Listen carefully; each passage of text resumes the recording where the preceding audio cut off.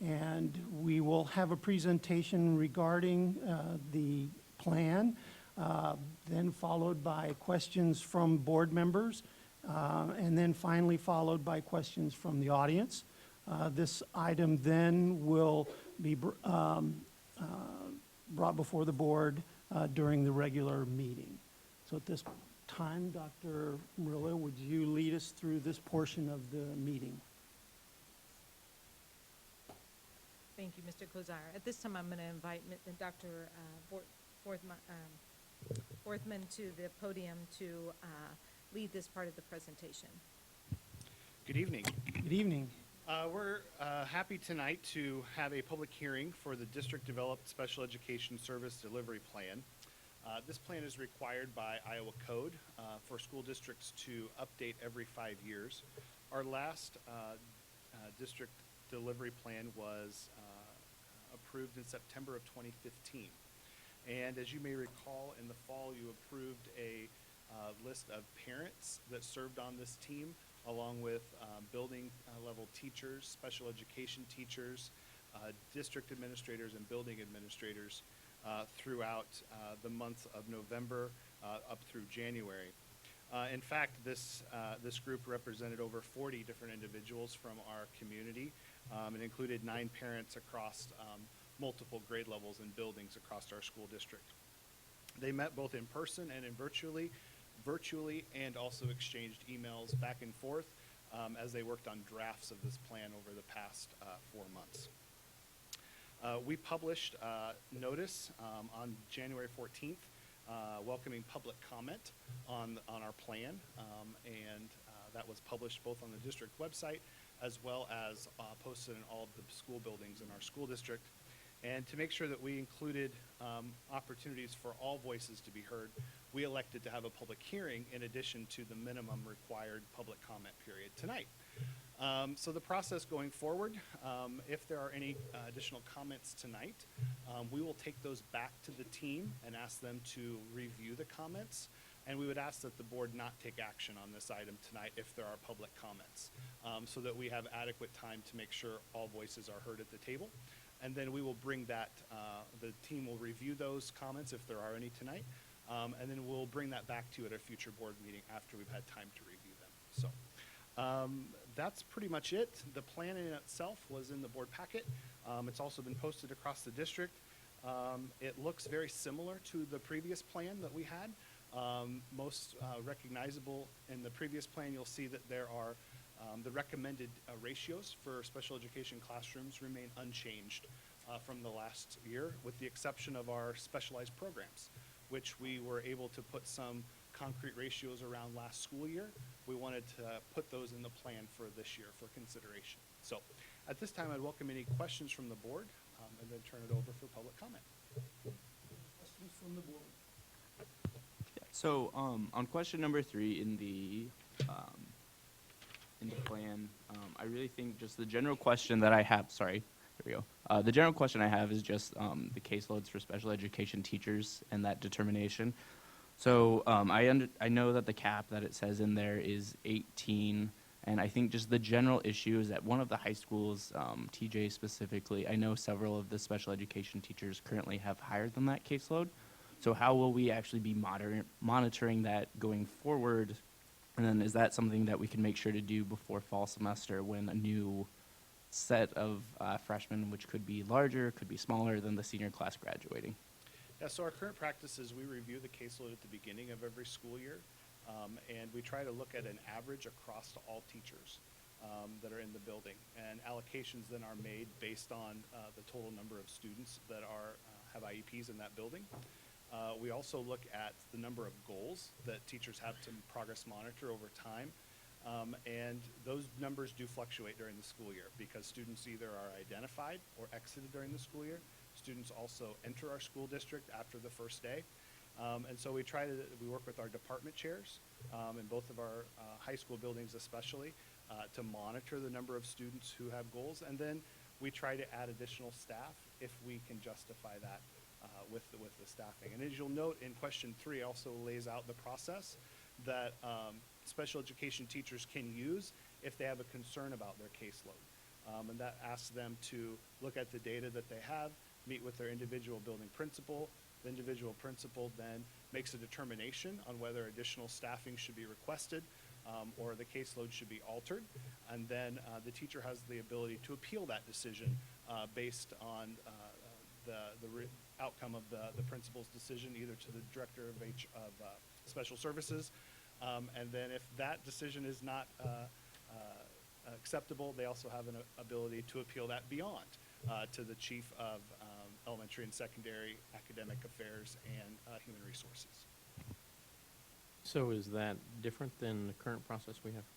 No, that actually is the only difference in the process for looking at caseload between this year's plan and the last year's plan is we tightened up the number of days between when a request is made to review and where there's a response. The last 5 years plan had that window at 30 days, and we had teachers suggested that be narrowed to 15 days, and so we've included that in the plan. And how many teachers do we have who've asked for consideration that we've taken action on? None to my knowledge, but Why is that? does not mean that there haven't been. Why is that? I'm not aware of it. Okay. That have Okay. gone all, that have, They've gone clear I through the should say, process. I have not, none have gotten to my level. Okay.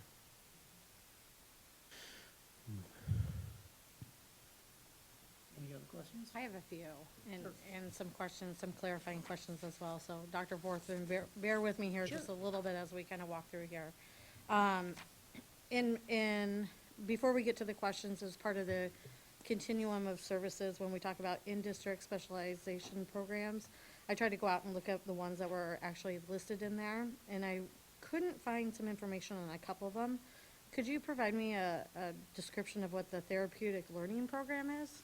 Sure. The TLC, Therapeutic Learning Program, often referred to as TLC, is a specialized special education setting that is in several of our elementary buildings.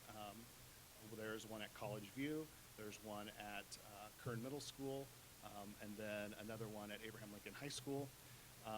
Those programs are designed for students who need specific therapeutic support, and it is a self-contained setting. And roughly, how many children are in that program? You know, I don't know that right off the top of my head, but I could get that for you. Okay, and then continuing with that list, the last one, the Kingsville Alternative Program. Mhm. I saw information about the learning school passages, middle school transitions, things of that nature. I couldn't find anything that was actually labeled the Kingsville Alternative Program. Well, so the Canesville Alternative Program would encompass all of the programs that are at Canesville. Okay. Perfect. Until you'd asked about the therapeutic one, that was the one that last year we made changes to Madison campus. No, that would be extended learning. Oh, still learning? Okay. Okay. And thank you for the earlier clarification about this is, more the ratios and the process that we currently do now. When I'm reviewing this, I'm looking to see that the ratio of teacher to special ed program student, the amount of students goes up as we go, and kind of to piggyback on Kyle's question with the amount that we're already overstaffed there. When I'm looking at this, I'm looking at as a child develop, their needs, their requirements, their time that they're gonna need grows more. So I would assume that the ratio would either stay the same or actually get smaller the older the child gets. That's not necessarily the case, just simply because of the supports that are available, like in a high school, for example. I would agree with you, those ratios are very small in our specialized programs for students who are self-contained. So the ratios that you're seeing there, the 1 to 12 at elementary, 1 to 15 at middle school, 1 to 18, are the number of what we would call general special education teachers per students per teacher. So they would be most likely serviced in either a collaborative setting, which if you flip back a page, it kind of goes through the settings. A collaborative setting, so they're consulting with the general education teacher, or a co-taught setting, where they are working side by side with the general education teacher, or perhaps even in a pull-out setting where they're receiving a smaller class size. Just a couple more questions. Sure. Specifically on question number 4, when we talk about the procedure to resolve caseload concerns. In reading through step 1 and step 2, and I think this potentially might go to Troy's question as well as to why we might not see teachers go all the way through this. So step 1 is if there's a concern, they'll bring it informally to their principal. And step 2 then is if it doesn't address their concerns, to have the teacher go back and gather all this different type of information to go back and justify their concern. Do we have any kind of data as far as, when I'm looking at this, as far as all the different information that they might have to pull together to justify, is a teacher who says, I'm overworked and I don't have enough time in my day based off of the caseload, are they getting discouraged to go out and pull all this data in? And that's why we're not seeing a teacher go through that cycle? I don't know that I can answer that from the teacher's point of view. The items that are listed there, so what you're referring to is individualized education plans, which every teacher looks at on a daily basis. Another would be the schedule and instructional grouping, so how many classes they're teaching, which would be their daily schedule. Collaborative and co-teaching assignments, so what the setting that they're actually engaged in, so how many sections they are co-teaching or how many teachers are collaborating with. And then fourth, the amount of time that they are supervising paraeducators that are assigned to them. I don't believe that any of those 4 items would take much time for them to gather, since it's something that they do on a daily basis.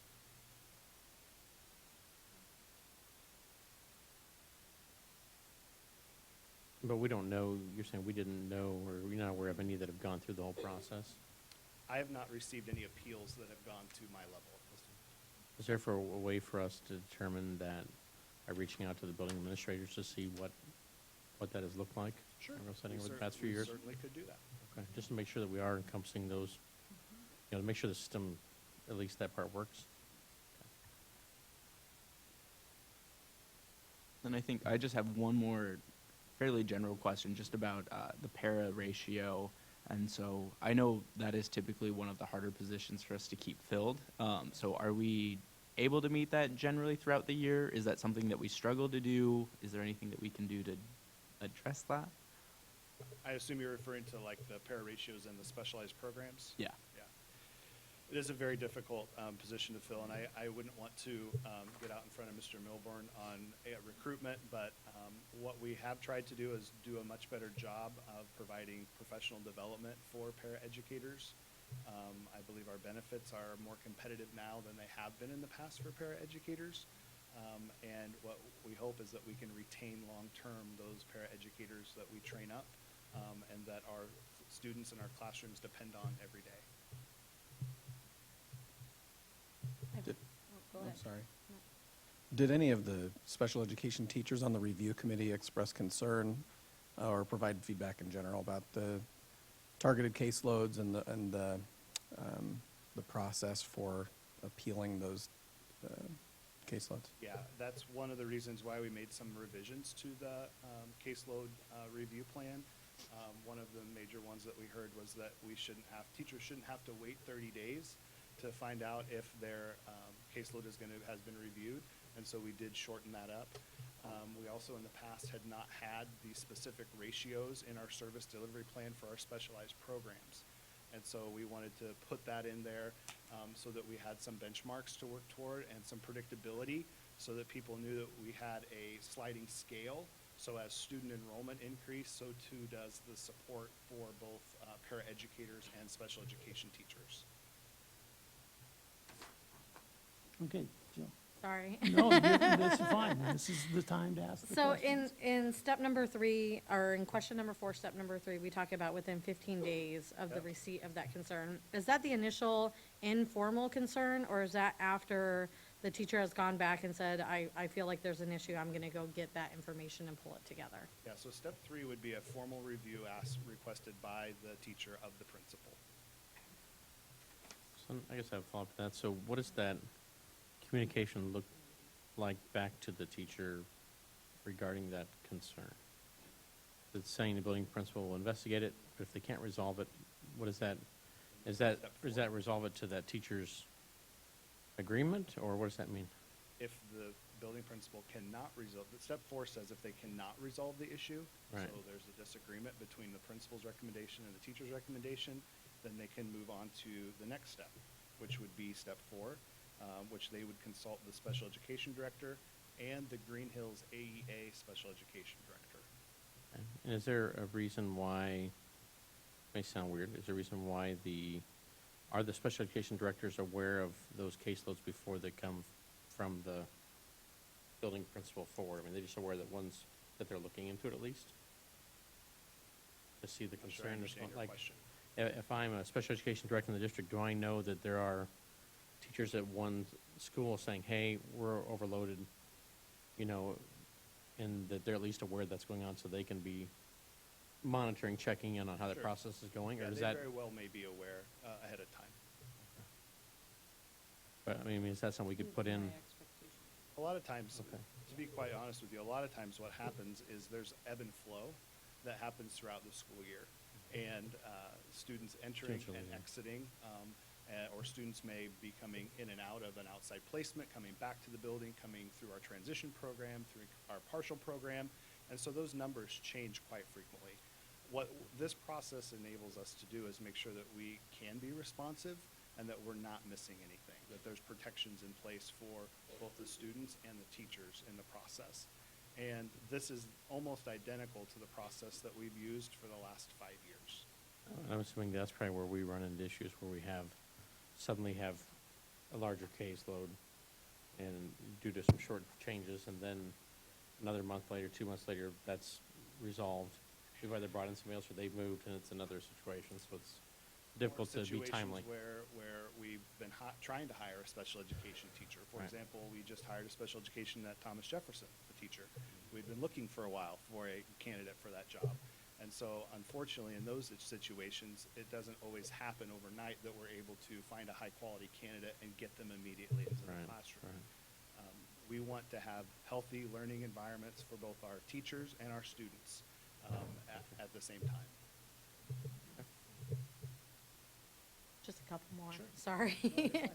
Continuing on with step number 4, then in the second bullet point, it talks about, if a decision is made that need to be a change to that workload. I see and I'm assuming that these aren't in any particular order, but the very first one is to reallocate the student, Among other teachers. among the other teachers, but I don't see anything in here about potential hire. In looking at hiring in staff for that. Well, so underneath those bullet points, that is, if it prevents the teacher from providing the required services, they would examine those situations but not be limited to them.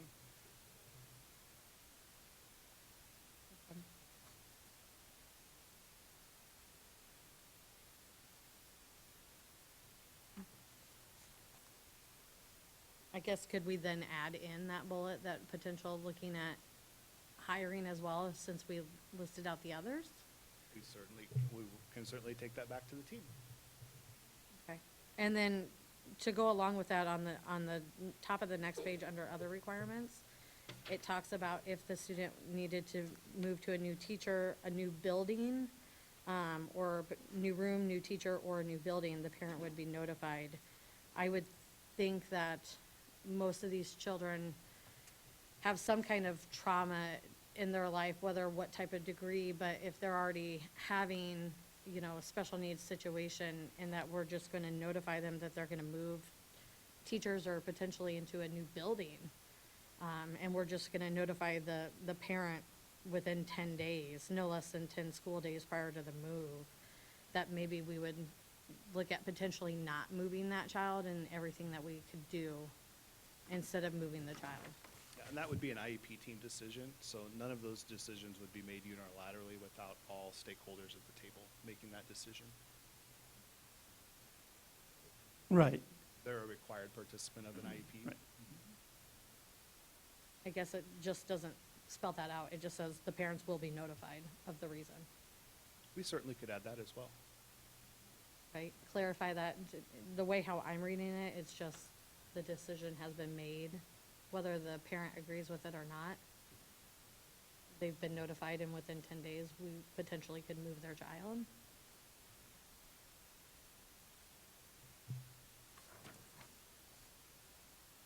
That's all that I have. Thank you, Dr. Borman. Welcome, no problem, thank you. Any other questions? Okay, thank you very much for the presentation. Is there anyone from the audience that wishes to address the board at this time regarding our district development special education services? And if you could please introduce who you are, it would be appreciated. I'm Gina Durfee, speaking on behalf of the Council Bluffs Education Association. And these questions were shared that I'm going to ask tonight. Some of them have already been answered, but I shared them with Dr. Vorthmeyer last night after getting some feedback from some of our special ed teachers.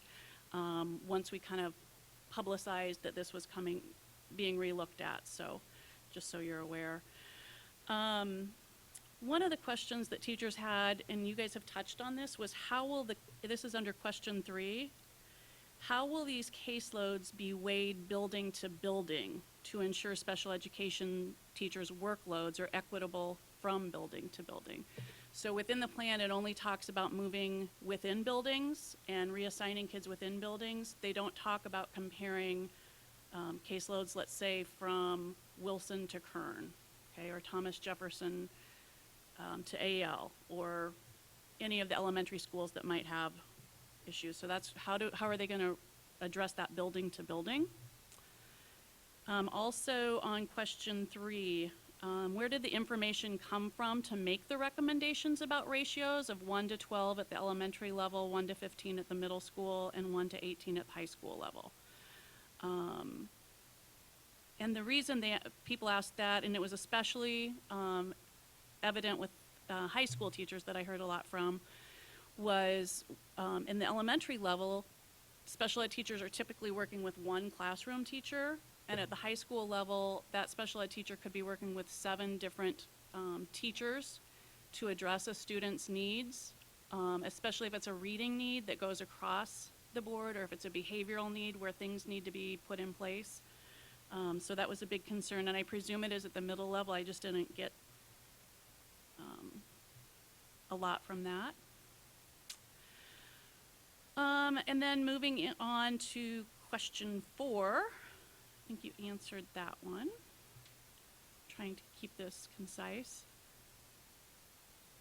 Oh, on step 2, so I happen to be involved. I was a behavior consultant, so so this is hard for me to so I'm wearing 2 hats here. So I do special ed and I'm the CBEA president. So let me switch hats a little bit.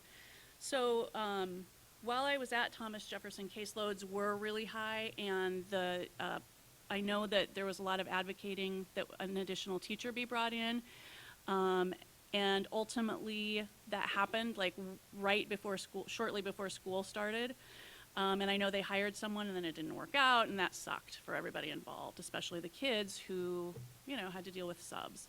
So it is a lot of work to gather that information, to pull how many goals each student has, to go in and figure out how many minutes each student has in collaboration, or how many minutes you need for consulting with general education teachers, or consulting with a behavior consultant, or meeting with parents. And there's no time built into the special ed teacher's day for that.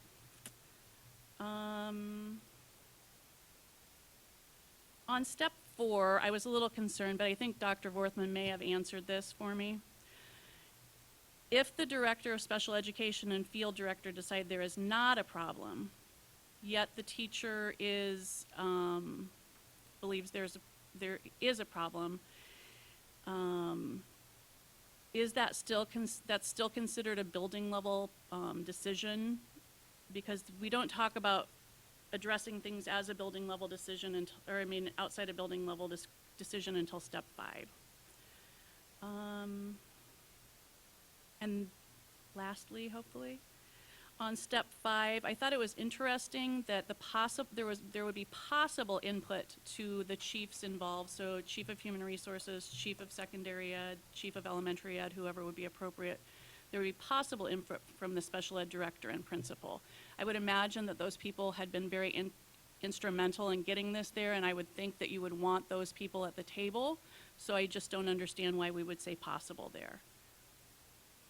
When we get to this level, if you go through all these, at this point, if their teacher still is like, wow, I can't do this, I don't know what the next step to remedy is, and that's just a question. I don't have any suggestions for that. And then in the email, I just had a couple spelling things to fix, because, you know, I'm a teacher, so. So those are my questions.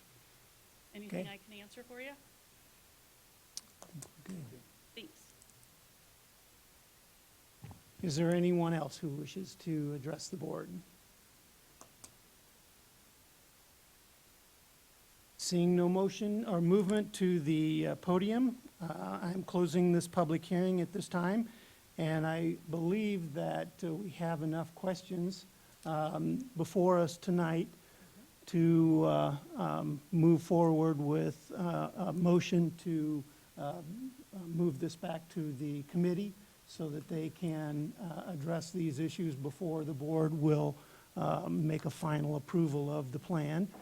So we will dispense with this action at that time, understanding that we'll need a motion to return the report to the committee. So thank you for the input, and I'm closing this public hearing. And now I'm calling to order this regular board meeting of the Council Bluffs Community School District Board of Directors. Mr. Wilson, would you please call the roll? Mr. McGlade, Present. Mr. Arthur, Present? Mr. Minshaw, Present. Ms. Shudak, Here. Mr. LaFurla, Here. and Mr. Kazire. Present. As you are able, would you please rise with me?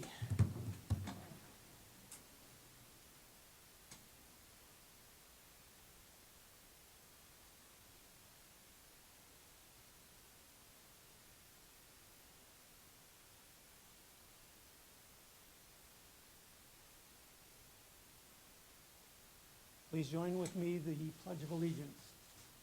I pledge allegiance to the flag of the United States of America and to the republic for which it stands, one nation, under God, indivisible, with liberty and justice for all.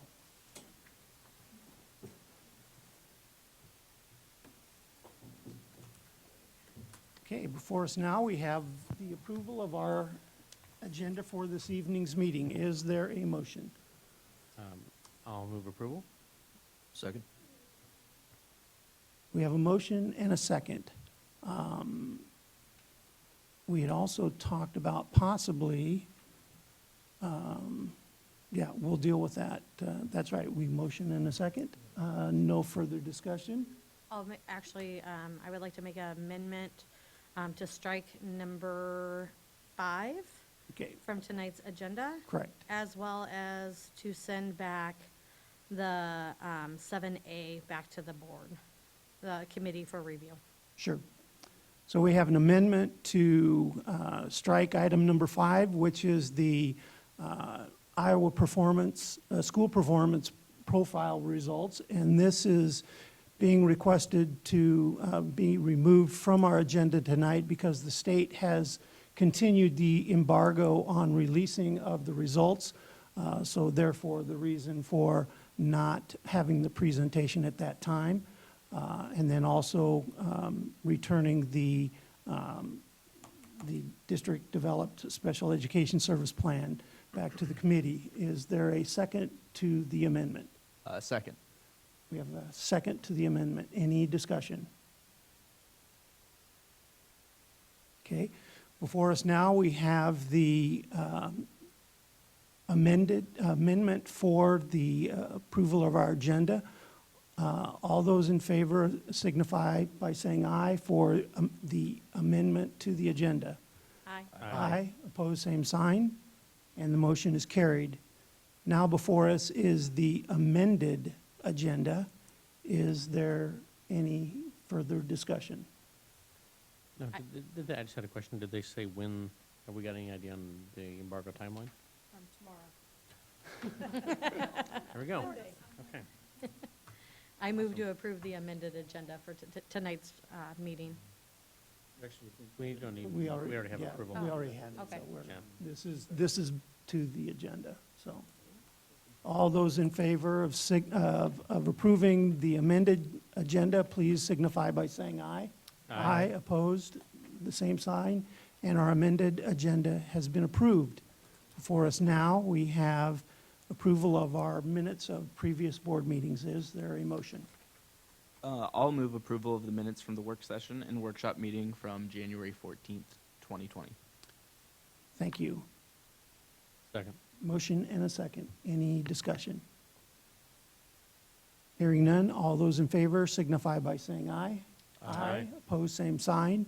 And the approval of our minutes from previous board meetings has been approved. Now is a fun time for us to recognize those students and staff for their achievements. Public participation. Jumped right over that. We also have a public participation time in our board meeting right now, so that if anybody wishes to address the board regarding board items or any item that they are concerned at this point, make your way to the podium.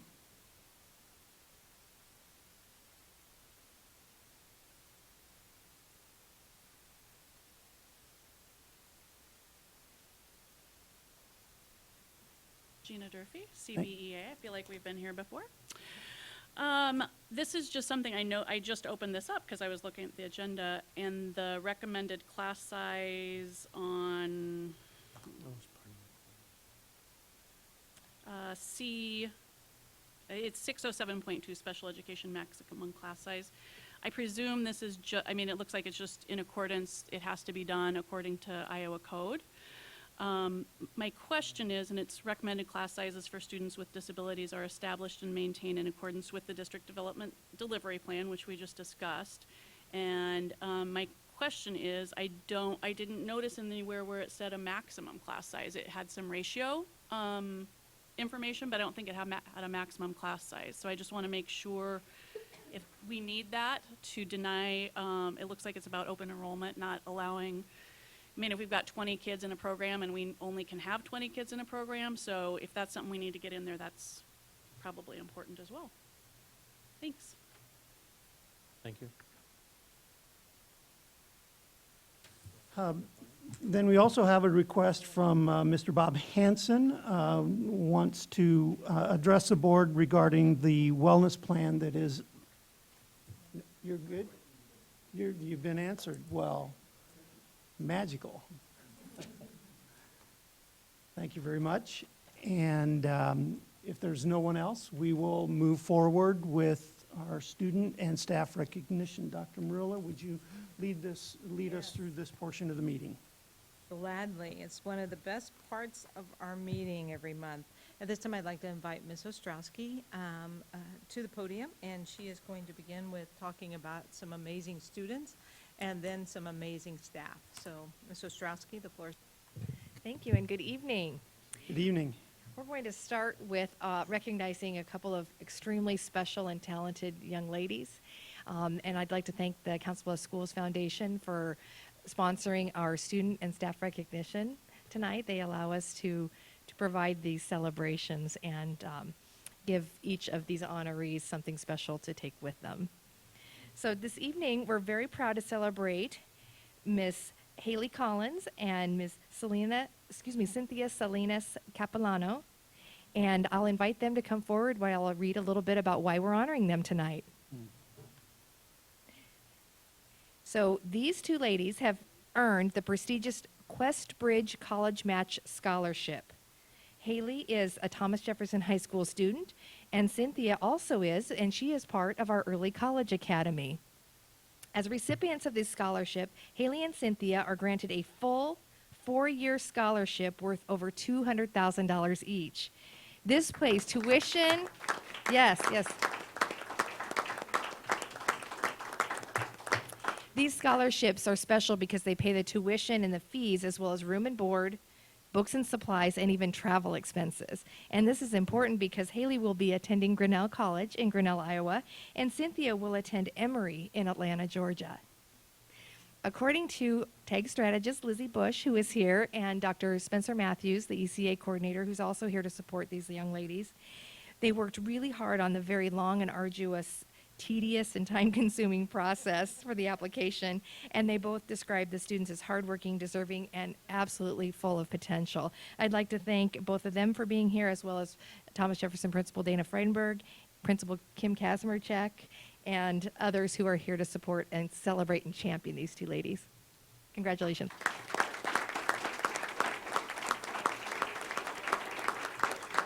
Yes. And Cynthia, your mom's here tonight, and also I believe Haley, your parents are here, your family members. And Lizzie and Dr. Matthews, would you please join in the photos? And yeah, the paparazzi can begin.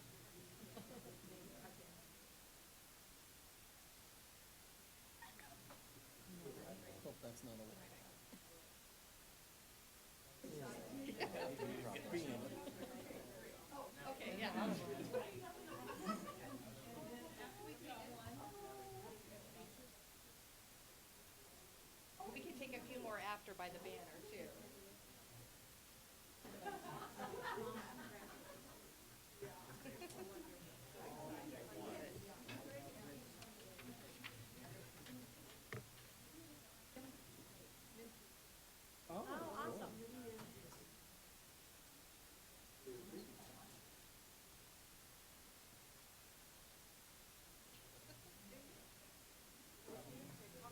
I think I could join everybody in thinking this is probably not the last we've heard about both Cynthia and Haley, is it? We're going to expect great things from them.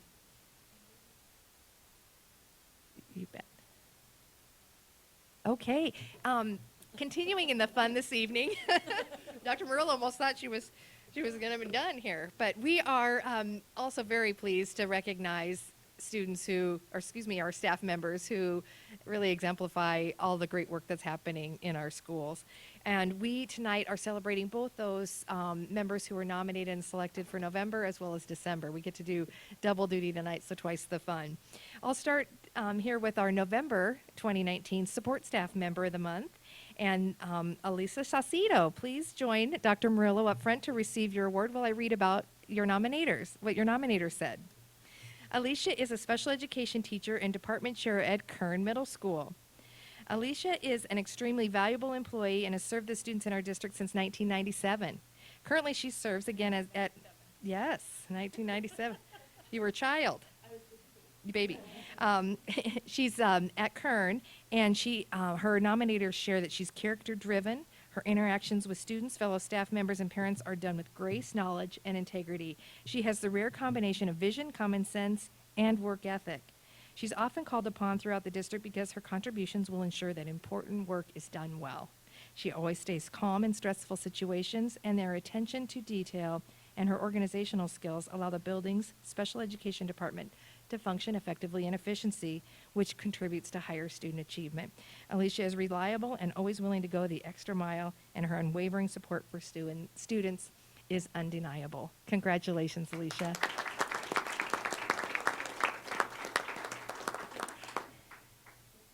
And Principal Carrie Newman is here to celebrate her tonight. And Alicia, you have family and other friends here as well.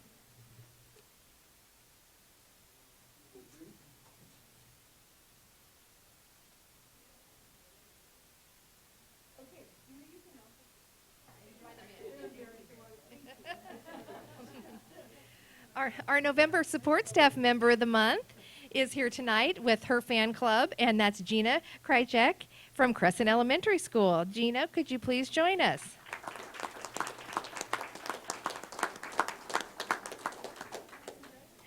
Gina is the Crescent Elementary School Administrative Assistant, also Health Associates, and serves as the district's preschool administrative assistant.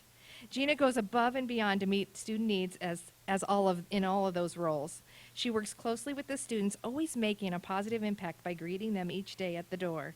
She also works diligently on organizing and supporting preschool throughout the district, often serving as one of the first people our newest parents get to meet. Gina makes contact with all the teachers, asking for electronic copies, for example, of things they send home so she can post them electronically and really enhance the positive communication between the school and parents. So one more layer of communication. She is truly incredible as a member of our staff, and we could not do our jobs without her. Congratulations, Gina. Yes. Ms. Wellman, the principal, is here, as well as Dr. Matthews, our preschool director. We're celebrating all of Dr. Matthews and Dr. Matthews' successes with the kids tonight.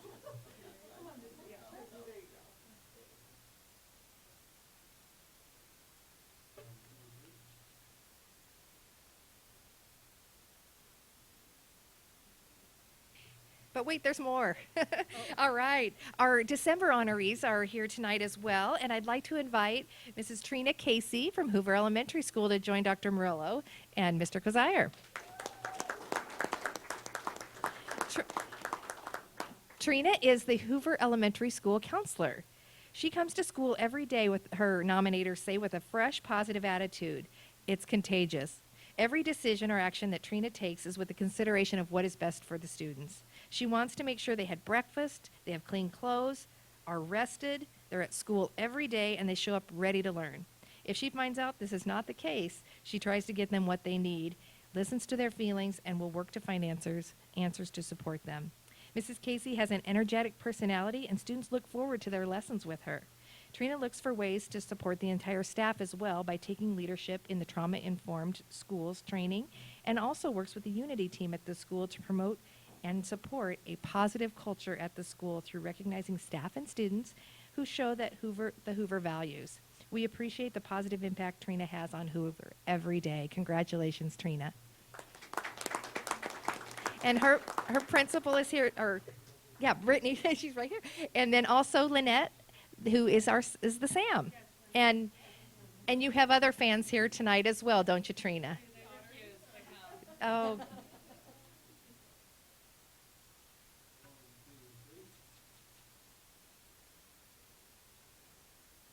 And before I announce our last one, what they're receiving is a trophy, again sponsored by our Council of Schools Foundation, and a restaurant gift card. So if we're looking for something to do tonight, you might have a little help with that.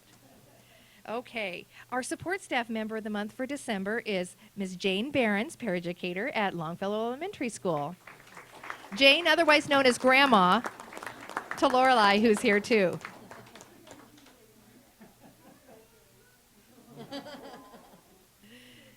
Jane Behrens at Longfellow has served as a role model for others with her perseverance, dedication, and outstanding work ethic for many years in the district. Jane is highly dedicated toward helping students succeed. She is self-directed and just sees what needs to be done in the classrooms without even having to ask. She is a quiet force of calm in our school and is always willing to help teachers and students. Mrs. Behrens takes on many roles daily as she works with students in our school. She has a very kind heart and seems to know just the right words. She also serves as the lunchroom monitor, which this allows her to really build relationships with students, and that is really exciting. She tries to remain calm, serving as a role model, despite all the hustle and bustle of the cafeteria. Her dedication to students and belief in them makes some of their obstacles disappear like magic. Congratulations, Jane. And we have Principal Renee Molina here to support her, and her granddaughter and probably daughter and others who'd like to come and take pictures as well.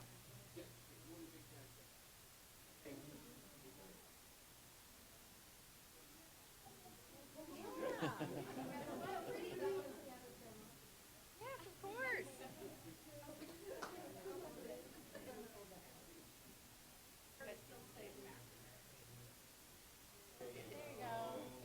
That's perfect. Now you got to smile. All of you.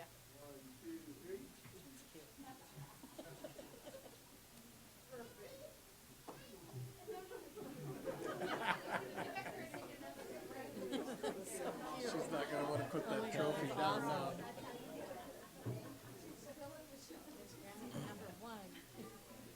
She's up there very quietly for a long time.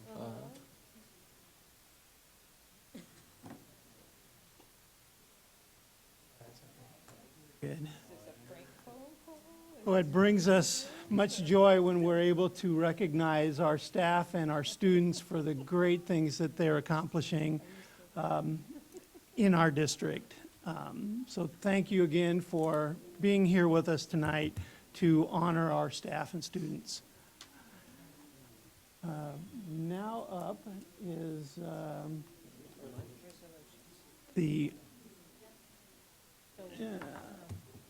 Dave, we want to pull both of these since they're tied together, the regulation and the other, so. Okay. That other one need to be pulled, I think. because it references just a blind plan if you're guiding document. Yeah, but the plans have been, Okay. We already have it currently as a plan. yeah, we do. So, So it's just saying you're gonna follow your maximum size based on your plan. I don't know. yeah, they went together, so I just kind of like to pull them both and bring them both back after the committee reviews it, or we can let it go through, it's up to you. We can pull it. I Yeah, think we it can just be- pull it into, just be clear. yeah, Yeah, perfect. if it's, Perfect. right. Okay, perfect. Okay, before us now is the first of our resolutions for this evening regarding the revisions to our employee handbook. Is there a motion? I will move approval of the proposed handbook revisions as presented in the packet. Second? We have a motion and a second. Any discussion? I guess the only thing that I really saw, I just know the job vacancy posting was moved down to just 3 days instead of 5. Is there any, like, legal reason, any reason that that is changed, or I'm just curious? Yeah, Mr. Milborn? Yeah, we changed it to 3 just to make us try to fill roles quicker. You mentioned para positions today. We're trying to fill as quickly as possible to kind of speed up the process. And with our application system, we can process internal and external applicants a lot faster than we could in the past as well. So it's speed and efficiency.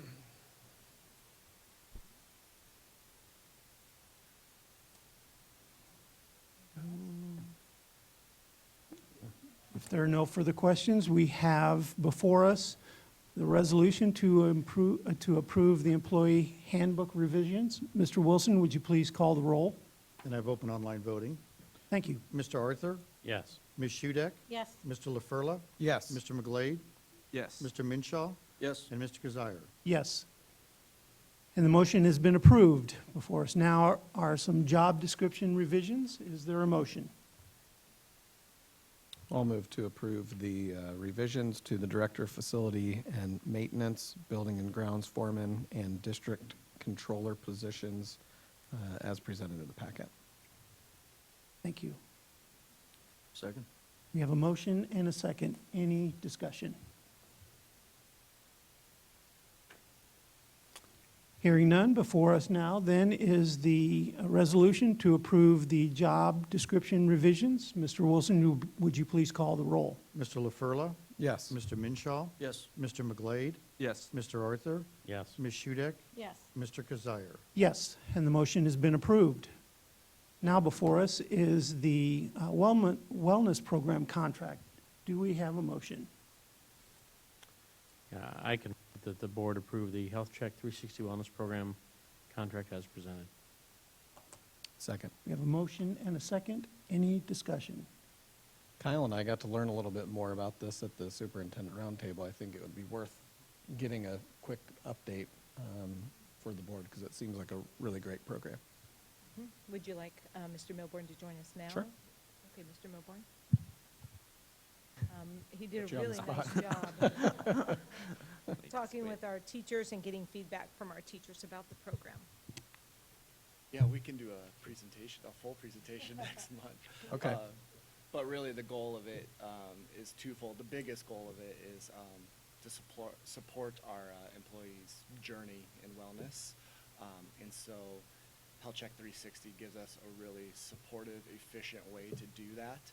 It has a really great interface for employees, and then it also has a really great back-end dashboard where we can customize wellness initiatives, challenges, and mine data that syncs with our insurance data as well. So as we're looking at the second goal would also be minimizing costs for our employees. So we're very excited about it, and I'm excited to share more about it in the future, unless you want me to talk more about it now.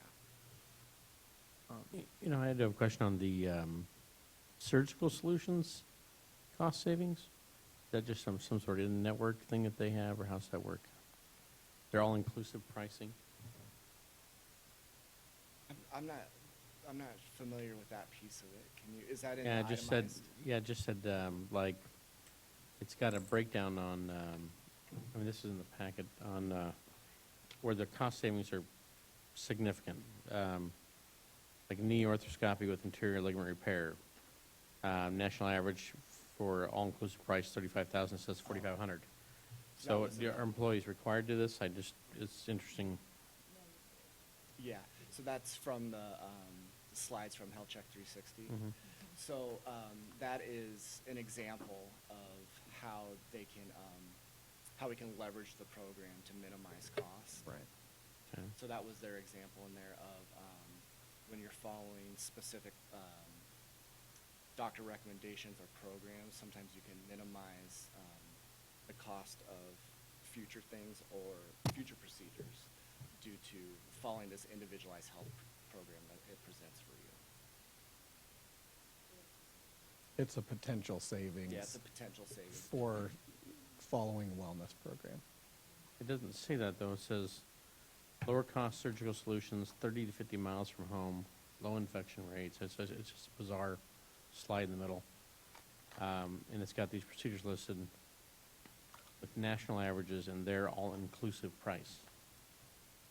So is it some sort of a program that our people will be part of, or just No, curious? the piece we're really looking at would be the, yeah, thank you.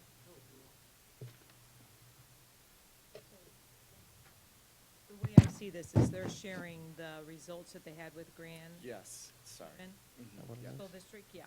And so it talks about save thousands, save tens of thousands, save hundreds of thousands, and it talked about the partnership.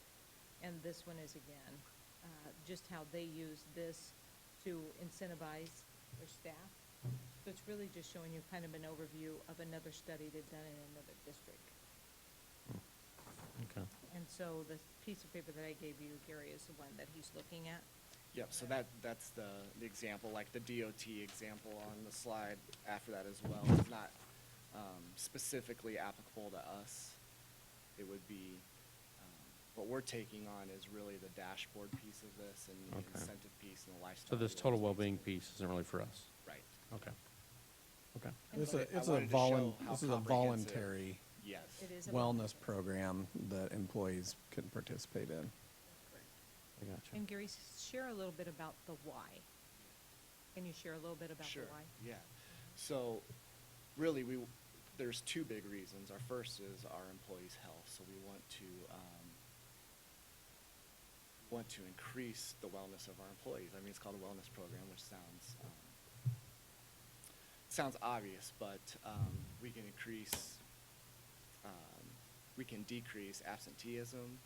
We can support people really on the journey of wellness. We've tried a lot of things in the past in our district, and it was very hard to kind of maintain and really support employees. So what this does is it really gives us an easy way to, you can sync with your Apple Watch, you can sync with your Fitbit, you can do these things. And once you get some biometric testing done, you can get an individualized health plan that supports you on this journey. So the why is really healthy employees. The second why of that would be the raising cost of healthcare. Healthcare costs continue to go up. Our premiums have maintained. But there was a lot of our members that moved to a higher risk state last year. And so we need to try to support them and kind of pause them moving into that higher risk state, which will also decrease costs for all of us as well. So the why is really two things: healthy employees and minimizing costs. And Gary, you also selected, just in case it really caught fire, what they've told you is about 40% of our employees will probably take advantage of this, but Gary's budgeting up to 80%. So it, 70%? 70%, yeah. 70%. So it may be a 30% reduction of how much we pay, but we're budgeting up to in case, because he's gonna try some small pilot. In my previous district, we did something similar to this, and it was a requirement. We didn't have a choice. And we had to go through it every spring and provide that information. What I like about this, and I like that Gary is really monitoring our workers' comp and some other areas, trying to protect any insurance raises. Even today, most people got this bottle with something in it. Pea gravel. Yeah, so if we get out and it's slick, we can stick it out there before we start walking to try to help us from slips and falls, because it's some of the issues that we're having right now. And we definitely don't want our employees to get hurt. When he spoke with the superintendent roundtable to get their feedback, one of the things that I did hear some of the teachers saying is, we've tried multiple things, but never a comprehensive program that was really well done and that we could access in multiple ways, meaning it wasn't just this where you filled out forms and sent it downtown and somebody collected, but we actually have a portal, and we actually could connect our Fitbits or our Apple Watches and those type of things and do tracking, which is beneficial to us. So I think it's a really good place for us to start, and to really pilot it this year and see how it goes. And then see moving forward if there's some things we can tweak and continue to get feedback from our staff about how is the wellness going? And then probably also tracking to see if we're making any gains. So how are we going to monitor, I guess, or evaluate the services that also are available? Future State, is there someone we're working with that looks at all of our costs, all of our things, all of our data? Yes. And then is that why the purpose of them grabbing all of our data for all our people is then they can advise on other things? And Yeah. So, well, it's to show trends. So most, the couple districts that we looked at for references can show a 3-year trend of claims going down. Okay. And for people that participated in the wellness program, they can show a significant change Okay. in their claims as well. Especially in catastrophic events, and moving into that higher risk, health risk state. And then, so this contract, this is just the 1-year contract, correct? Yeah, And so they so- offered a 1-year or 3-year, and I wanted to do the 1-year to make sure that we liked it, to be honest Yeah, with you. okay. And then, so I guess really how much time would really be needed to make sure that we see it as either a success or less successful? And what does that, I mean, just in the first year, what does that look like? Yeah, so I think we would need 3 years to deem whether it was effective or success for claims all over. But for 1 year, we'll be able to get feedback from employees that say how easy it is to use. Is it syncing? Is the customer support there? Are the district challenges there? Are the incentives what we want it to be? So I think we can evaluate kind of the feeling and the ease of use after 1 year, but really if it's effective in reaching our 2 goals of helping employees and minimizing cost, it'll probably take a 3 year. If we see this trending where we want to lower healthier employees and lowering costs, is there an opportunity down the road that this would be opened up to spouses that are also on the district policy? Or? Yeah, so the model that Health Check 360 is kind of coaching us on would be start with your employees first, and then after they say 2 to 3 years, then you bring on spouses or the children in that as well. So all members would be able to participate in it, but right now we're just starting with the employees. Okay. But yep, you're right on. That's exactly what they recommend. Okay, thank you for the update on that. Are there any other questions that require answering at this point? Hearing none, before us we have the approval of the wellness program contract. Mr. Wilson, would you please call the roll? Mr. Arthur, Yes. Mr. LaFurla, Yes. Ms. Shudek, Yes. Mr. McGlade, Yes. Mr. Minshaw, Yes. Mr. Kazire. Yes, and the motion to approve the wellness program contract has been approved. This is the item that has been removed, number D, but then also item number E follows with that, so following I can make a procedures. motion that we table that for now. We have a motion to table. Is I'll there a second. second? We have a motion and a second to table this item. All in favor signify by saying aye. Aye. Opposed, same sign. And this item has been tabled. For us now is the approval of the, the 517 parental authorization and release form for the administration of medications to students. We have a copy of this form at our table. And let's go ahead and get a motion if we'd like, and then we can go through the discussion. I'll move to approve the parental authorization or release form for the administration of medication to students as presented. This one? Yes. Okay. We have a motion. Is there a second? Second? We have a motion and a second. Now we'll get into the discussion. Yes. Okay. Today, our board member, Dr. Jill Agress, emailed me today, and she looked over the form, and, I'm sorry, she emailed me yesterday afternoon. And there was one area that we missed, physician. We wanted to make sure that we did not label everything by a physician, but an authorized prescriber. And so there was one area that we missed that, in her readings, that she corrected for us and sent me an email.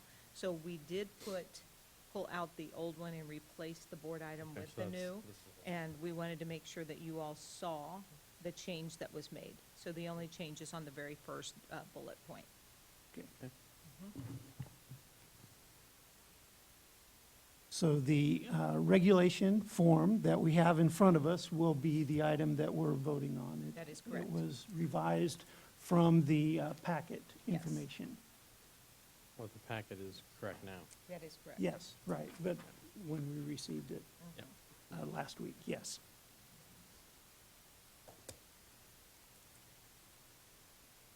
If there is no further discussion, before us now is the approval of the 517.1 parental authorization and release form for the administration of medications to students.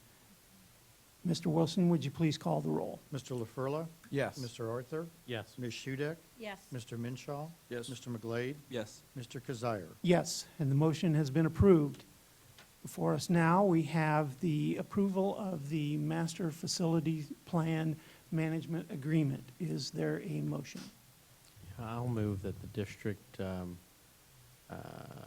accept the master plan proposal from Mr. Darrell Meyer with Meyer Building Solutions in the amount of $20,000. We have a motion. Is there a second? Second. Motion and a second. Any discussion?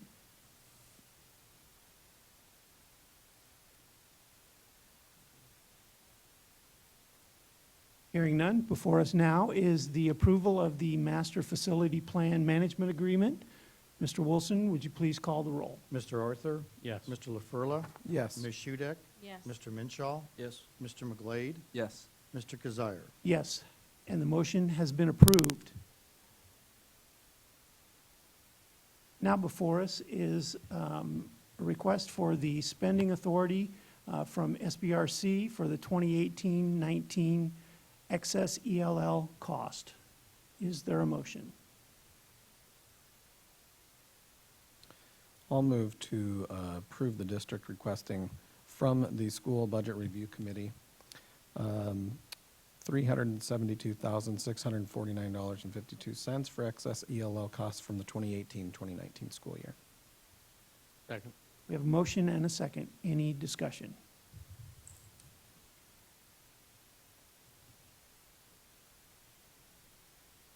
Hearing none, before us now is a resolution requesting spending authority from SBRC for the 2018-2019 school year for excess ELL cost. Mr. Wilson, would you please call the roll? Mr. LaFurla, Yes. Mr. Arthur, Yes. Ms. Shudek, Yes. Mr. Minshaw, Yes. Mr. McGlade, Yes. Mr. Kazire. Yes, and the motion has been approved. Before us now is our consent agenda. Is there a motion?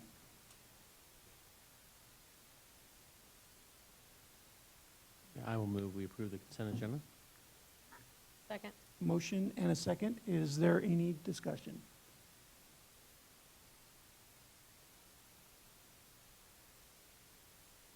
Hearing none. Before us now is the approval of our consent agenda. Mr. Wilson, would you please call the roll? Mr. Arthur, Yes. Ms. Shudek, Yes. Mr. LaFurla, Yes. Mr. McGlade, Yes. Mr. Minshaw, Yes. Mr. Kazire. Yes, and the motion has been approved.